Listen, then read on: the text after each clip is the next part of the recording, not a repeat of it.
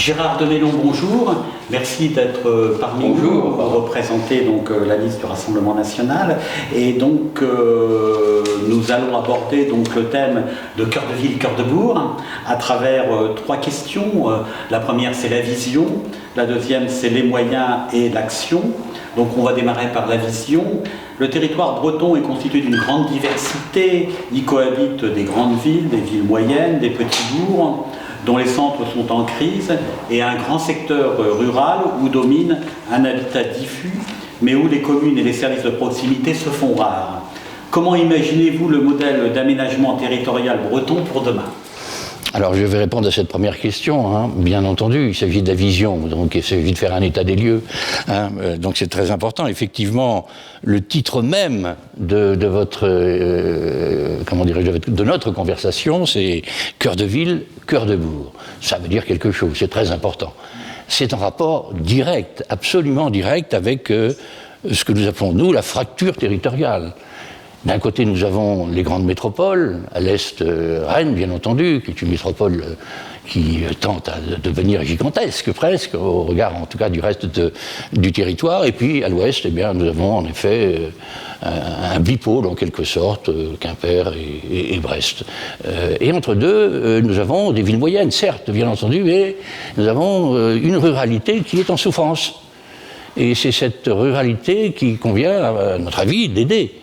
Alors l'analyse qui est faite, elle est ce qu'elle est. Effectivement, nous savons cette fracture territoriale et nous savons aussi que la collectivité, la région Bretagne s'en préoccupe évidemment au premier chef. Et donc ça fait l'objet d'un certain nombre de discussions entre les groupes politiques et nous avons, nous, une position particulière dans ce domaine, et c'est cette position que je voudrais en quelque sorte développer devant vous, aussi simplement que possible. Alors, d'abord, évidemment, habitat, si j'ai bien compris, logement et revitalisation des centres, centre-ville ou centre-bourg. Bon.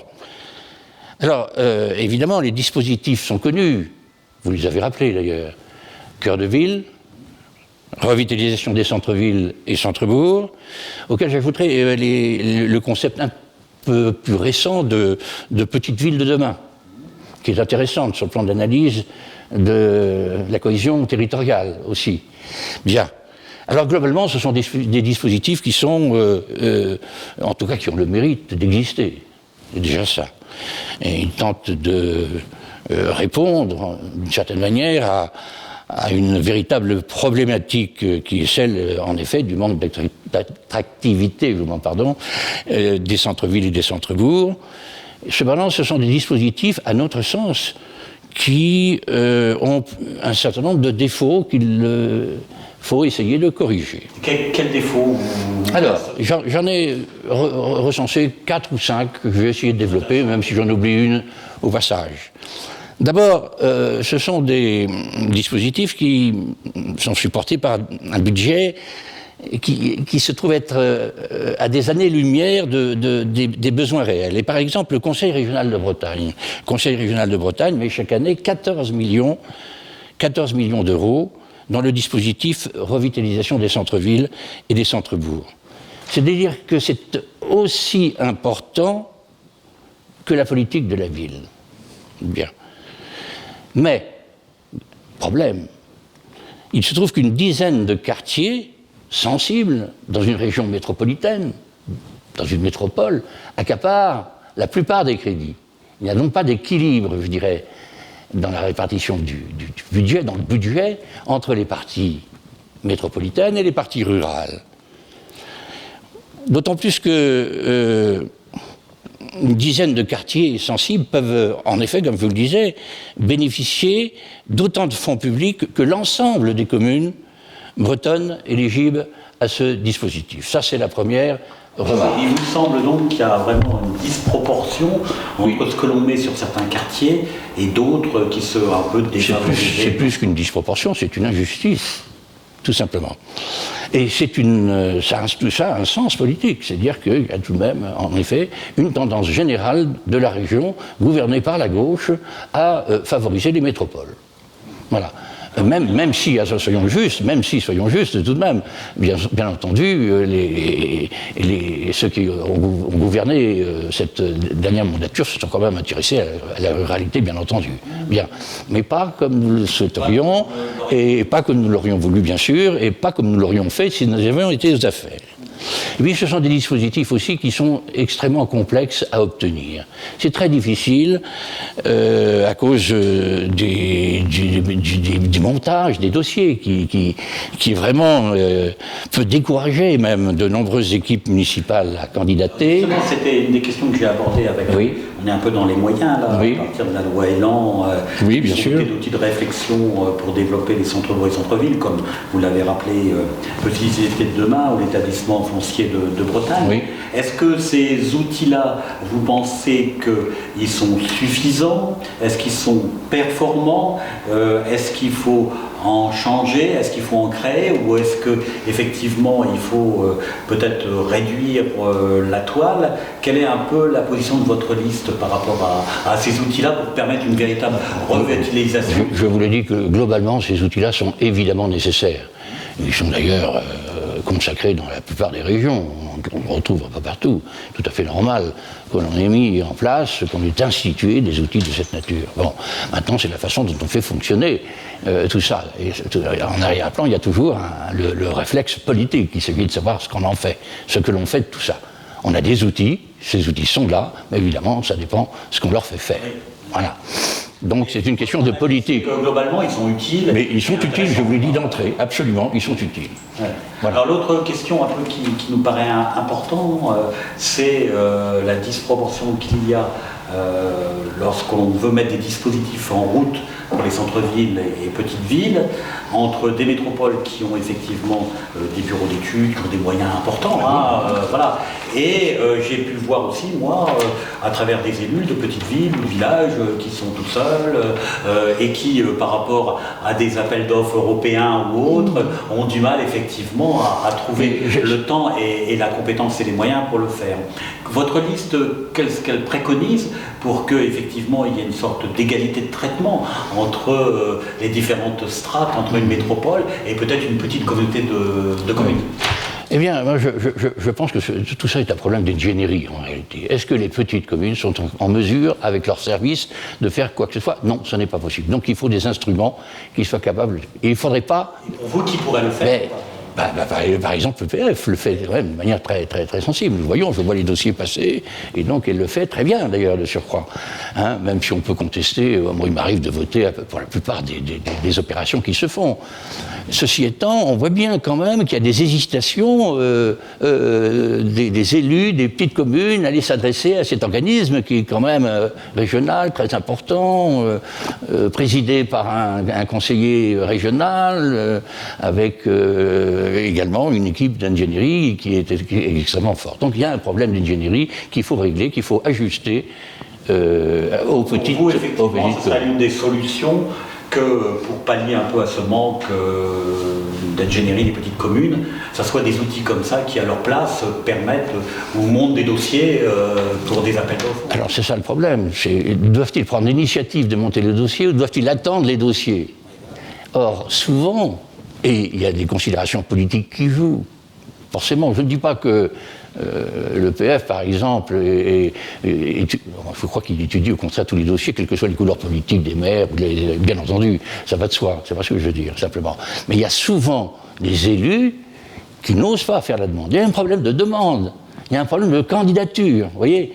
Donc je crois qu'il faut essayer de trouver un moyen d'impliquer davantage les élus, vous voyez, de manière à ce qu'ils se sentent concernés par ces outils qui sont là. Voilà. Une sorte de motivation. Quoi. Voilà, alors peut-être qu'il y a des efforts à faire. Je ne saurais vous dire, je n'ai pas la panacée universelle en ce domaine, mais je pense qu'il devrait y avoir une communication, une information qui soit faite au niveau des élus locaux pour que, en effet, ils soient vraiment... qui n'ait pas peur, finalement. Non, qui n'ait pas peur, exactement. Voilà. Très bien. Donc, au niveau un peu de l'action, de nombreux Bretons sont attachés à la qualité de vie en maison individuelle et souhaitent ce mode d'habitat. Aujourd'hui, cette volonté se développe principalement en milieu rural. quel habitat en centre-ville? Donc ce sera le premier aspect de ma question. Est-ce que par rapport à certaines grandes villes, il faut construire des tours comme le font? Est-ce qu'il ne faut pas? Est-ce qu'il faut densifier, pas densifier? Et puis l'autre partie du débat sur lequel j'aimerais vous entendre, c'est effectivement la conception des centres-villes, centres-bourgs. Est-ce qu'on fait des centres-villes, centres-bourgs sans voiture, avec voiture? Est-ce que véritablement on met le paquet pour qu'il y ait aussi le retour d'habitants? Et d'habitants au sens de la diversification, pas simplement que de la monopopulation. Par rapport à ces deux questions, ce serait peut-être intéressant que vous puissiez développer. Oui. Alors, nous pensons effectivement que la revitalisation des centres-villes, des grands centres-villes ou des centres-bourgs, bien entendu, passe évidemment par une dynamique, vraiment. Il n'y a pas, à notre avis, il n'y a pas de ville dynamique sans territoire dynamique. L'un va avec l'autre. C'est avant tout, je crois, une problématique d'aménagement du territoire. Il faut quand même savoir se rendre attractif, bien entendu, pour attirer naturellement les nouvelles populations, mais également pour essayer d'y maintenir celles qui y sont. Donc là, il y a, et ça c'est au cœur un petit peu de notre réflexion, il y a un rééquilibrage territorial qui est nécessaire. Il faut permettre aux Bretons de pouvoir vivre et travailler partout sur le territoire, parce que la ville de demain n'attirera évidemment les familles sans qu'il y ait évidemment de l'emploi créé territorialement, sans qu'il y ait évidemment des services publics, sans qu'il y ait évidemment des commerces, des écoles et aussi des médecins. La question des médecins est prégnante, très important, et en particulier dans les Côtes-d'Armor. Il y a vraiment une réalité ici qui est assez... donc je le souligne particulièrement, si vous voulez. Donc, bien sûr, il faut, en quelque sorte... inscrire un moratoire sur les fermetures générales, c'est plus des services divers et variés, bien entendu, qui sont nécessaires, et essayer de recréer quand même un dynamisme, une attraction dans les zones rurales. Voilà, alors c'est vrai sur le plan, mais c'est vrai également pour les logements. Vous parliez de logements, effectivement, nous savons très bien que dans les grandes villes, dans les grandes métropoles, le problème de la densité se pose. Nous sommes contre la densification. Monsieur Loïc Chenet-Girard, pendant les 5 ans que nous avons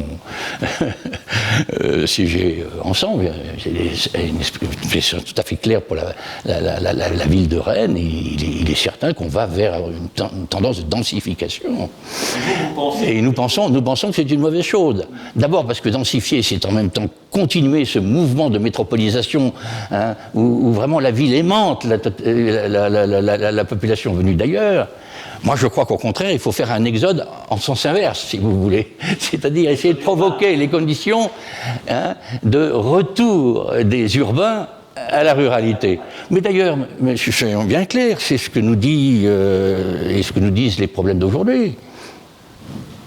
La pandémie, le travail à domicile, quoi d'autre encore, enfin, font qu'on a une aspiration à retourner chez soi. Et d'ailleurs, quand on regarde les marchés immobiliers, ne serait-ce que dans les Côtes-d'Armor, on s'aperçoit qu'il y a une tendance à la demande. Et pas seulement d'ailleurs pour la région de Rennes, mais également pour ceux qui, à Paris ou ailleurs, ont envie de revenir en Bretagne, mais surtout qui reviennent, et qui reviennent avec leur savoir-faire, avec leur intelligence, avec leur esprit d'entreprise, etc. Surtout qui reviennent, bien entendu. Voilà. Donc je crois qu'il y a lieu de penser à une exode à l'envers, si j'ose dire. Voilà. Excusez-moi cette expression. Voilà. Donc, s'il fallait un peu conclure, et si vous étiez élu effectivement au Conseil régional de Bretagne par rapport à cette problématique, quelles seraient les priorités que vous mettriez rapidement en action en disant, voilà, par rapport à Cœur de Ville, Cœur de Bourg, je prends telle et telle décision qui sont pour moi prioritaires, mettons la première année, quoi, vous voyez. Bon, je vais simplifier quand même mon propos, puisque je vois qu'on est pratiquement à la fin. Je pense qu'il faut lancer un plan d'investissement massif dans la ruralité, avec un principe qui soit clair et simple. Pour 1 euro dépensé dans les métropoles, 1 euro à dépenser dans la ruralité. On a disait un peu au début dans le bouquin. Voilà. Donc c'est très important qu'il y ait cet équilibre territorial qui soit là. Cet équilibre n'existe pas pour l'instant. Et je voudrais très, très rapidement parler du STRADEC, si ça ne vous ennuie pas, parce que c'est le cœur du sujet, c'est là que se traduit la volonté de l'Assemblée, du Conseil régional. Nous sommes minoritaires, nous sommes contre les propositions du STRADEC, parce que le STRADEC, en effet, prévoit, bien entendu, à notre sens, bien entendu, l'hyper-métropolisation, notamment de la région de Rennes. Et qui va favoriser... Oui, exactement. C'est pour ça que nous avons voté contre.